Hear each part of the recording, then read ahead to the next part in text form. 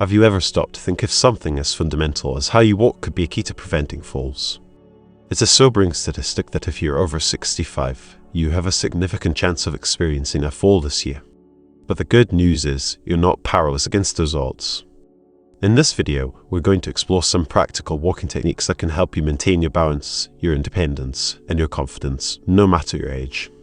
Stick around until the end, because we're not just talking theory here at Circumflex Heroes, we're diving into everyday steps you can take to stay surefooted and live life to the fullest. It's funny how, without even realizing it, we can develop subtle habits that throw us off balance. It's like we gradually lose touch with our bodies. Sometimes it feels like we're dragging our feet, trudging through mud, each step a struggle. Other times, we take these quick, choppy little steps, like we're afraid to really plant ourselves on the ground. It's almost as if we've forgotten how to move with the natural rhythm and ease we once had. Even our arms can get in on the act. Maybe we stop swinging them altogether, hold them stiffly at our sides, or let them hang limp like they're weighed down by something only we can feel. These little changes in how we move, they might seem minor at first, just little quirks or phases.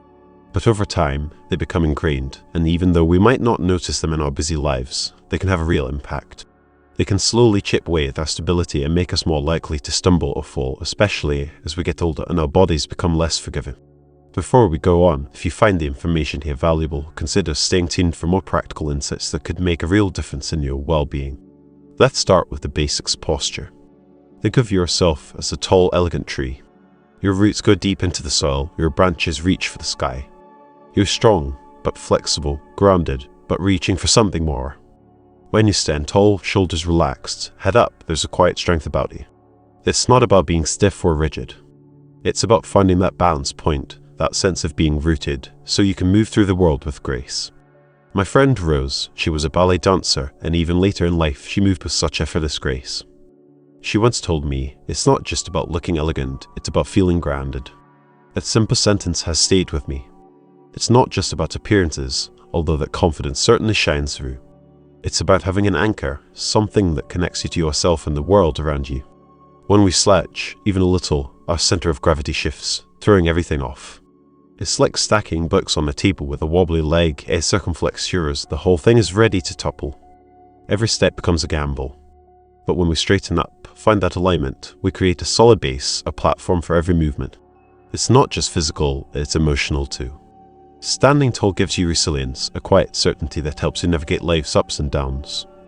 If you enjoy this video and find these lessons useful, please comment number 1 below to let me know that you are still watching this video with me. Thank you for your valuable time. Now, let's talk about something we often take for granted, how our arms move when we walk. Imagine yourself as a conductor of an orchestra, arms sweeping through the air, guiding the music. That's how your arms should feel when you walk, smooth and rhythmic, working with your legs to create balance. As your right leg steps forward, your left arm swings gently ahead. When your left leg comes forward, your right arm follows. It's a natural rhythm built into us. That arm swing isn't just for show, it's crucial for staying steady. Every time you take a step, your body shifts its weight, and the opposite arm motion acts as a counterweight, keeping you upright. It's like your body has its own internal gyroscope, keeping you from tipping over. Without it, you're like a tightrope walker without a pole, still moving, but much more vulnerable. I saw this firsthand with Mr. Thompson. He used to walk with his arms pinned to his sides, stiff as a board. When I asked him why, he said he didn't want to look like he was rushing. It was such an honest answer, but he didn't realize the cost. By locking his arms in place, he was throwing off his balance. Over time, that stiffness made him unsteady. It wasn't until he started letting his arms swing naturally in sync with his steps that he felt a real difference. What had been tentative walks became smoother, easier, and less scary. The fear of falling started to fade, replaced by confidence. Now, let's move on to something that might seem simple, but it's so important, how our feet and legs work together when we walk. Walking is like a dance, with 2 parts, the stance phase and the swing phase. The stance phase is when your foot hits the ground, giving you a solid base. Then comes the swing phase, when your leg moves forward to take the next step. One foot is always on the ground, keeping you steady. It's a rhythm of weight shifts, always balanced, needing coordination and trust in your body. The stance phase starts with the first touch, the heel strike. That's the key to proper walking. I often see people make mistakes here, striking the ground with their toes first or shuffling along without lifting their feet. Toe striking can feel natural, but it doesn't give you enough ground clearance, making you more likely to trip. Duffling is even worse, turning walking into a hesitant scrape instead of a confident stride. But when you land heel first, and your foot rolls smoothly from heel to toe, you create a controlled motion. This improves balance and reduces the chance of falling. Think of it like building a house. You need a solid foundation first. If you are still watching this video and finding these lessons useful, please comment on number 2 below to let me know that you are still watching this video with me. Thank you for your valuable time. Walking is more than just getting from A to B. It's a personal experience that connects you to your body and the earth. Each step is a boost to your well-being and a balm for your mind. Small changes, like standing tall, swinging your arms, and stepping with purpose, can make a big difference. These might seem small, but together they create stability and confidence, helping you navigate life's challenges. If you're still with me, absorbing these insights and finding value in them, I'd love for you to drop a quick comment below. Picture yourself walking through a field, the grass brushing against your legs, the soil soft beneath your feet. When you lead with your heel, lifting your foot high enough to clear the grass, you glide over obstacles. But if you strike with your toes, you stumble. It's a subtle change, but it can change how you navigate life. I worked with a woman named Mrs. Johnson who had spent years shuffling through her days. She thought she was being careful, but those tiny steps were making her unsteady. Together, we focused on landing heel first. It was a revelation for her. With practice, she felt a balance she hadn't known in years. Each step became an act of reclaiming her footing. Physically, she stood taller. Emotionally, she glowed with pride. It was about more than just mechanics, it was about reclaiming confidence. The magic isn't just in where your foot lands, but in what happens next. As your heel touches down and your foot flattens, your body shifts its weight onto the standing leg. This is key for balance. It's less about stepping and more about finding your center. Imagine a seesaw in perfect balance. That's what you're aiming for. But for many, this natural shift can fade over time, often due to fear or habit. Mr. Peterson insisted on walking with his feet wide apart. He thought it was more stable, but by resisting the weight shift, he was throwing off his balance. Stability isn't about spreading yourself thin, it's about moving with intention. When you embrace that full weight shift, everything changes. Your feet align, one stepping ahead of the other. It's like tracing an arrow trail, each step deliberate. Your core muscles engage, keeping you upright. It's graceful, poised, and ready to adapt. Walking with a wide stance might seem safer, but it's fragile. Your weight is dispersed, making you less nimble. Bring your feet closer together and you create a compact, powerful foundation, agile and responsive. It's liberating, this subtle mastery of movement, a quiet strength that whispers, I'm in control. If you're still watching this video and finding these lessons useful, please comment on number 3 below to let me know that you are still watching this video with me. Thank you for your valuable time. Let's look at some practical ways to strengthen this heel strike habit and build stability. Imagine walking on a sandy beach, your heel pressing into the sand with each step. Practice walking with mindful heel strikes, feeling how your foot lands and rolls forward. It might feel awkward at first, but with time, it becomes natural. To improve your weight shifting, try a single leg stance exercise. Stand near a chair for support, lift one leg slightly, and hold for a few seconds before switching. Picture a flamingo, poised on one leg. That's the strength you're building. The more you practice, the more your balance improves. For tandem walking, find a straight line and walk heel to toe as if you're bouncing on a beam. Imagine yourself as a tightrope walker, each step a celebration of precision. It's delicate, but the payoff is huge, a body that moves with purpose, a mind that trusts its footing. Consistency is key. Even 5 minutes a day can make a difference. And if you ever feel unsteady, don't hesitate to use a cane or walker. These aren't signs of defeat. They're tools that help you move forward with dignity. They're not about what you've lost, they're about what you're determined to keep.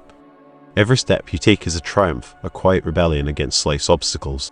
It's a declaration of your strength, your will to keep going. So embrace it fully, stand tall, step boldly, and take pride in every stride. You're not just walking, you're claiming your place in the world, one grounded step at a time. I understand that many seniors are reluctant to use assistive devices. There's often a belief that they don't need help, or that they're still capable of managing on their own. I've heard the phrases myself, I don't need a cane, or I'm not that old yet.